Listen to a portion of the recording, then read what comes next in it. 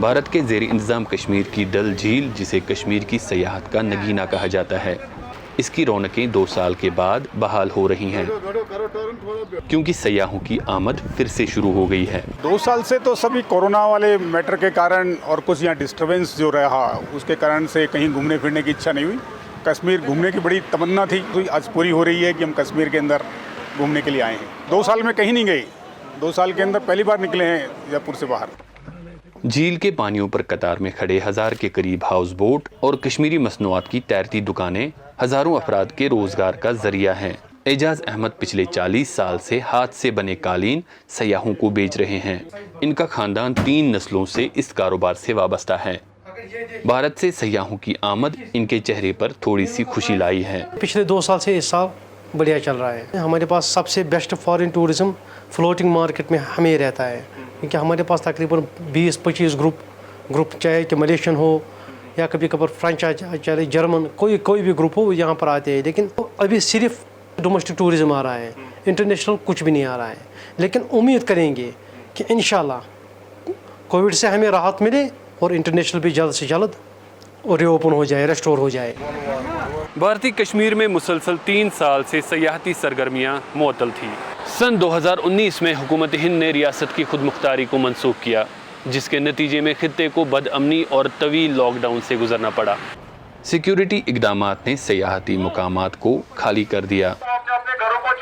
پھر 2020 میں کووڈ کی وجہ سے لوگ گھروں میں قید ہو کر رہ گئے۔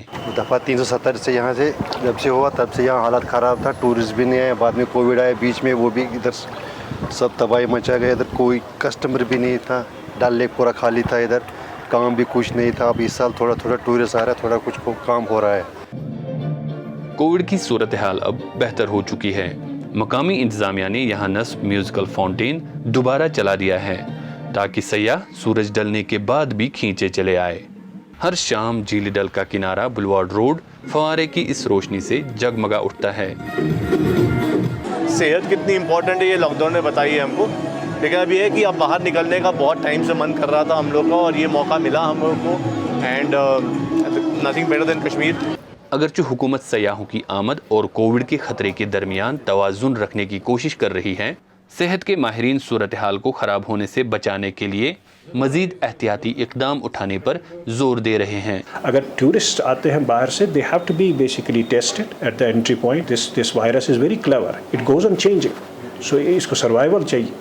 Maybe it will change and we may have a variant outside variant لے کے کوئی ٹورسٹ آئے گا and he may come in and spread the disease. So اس حوالے سے we have to be careful.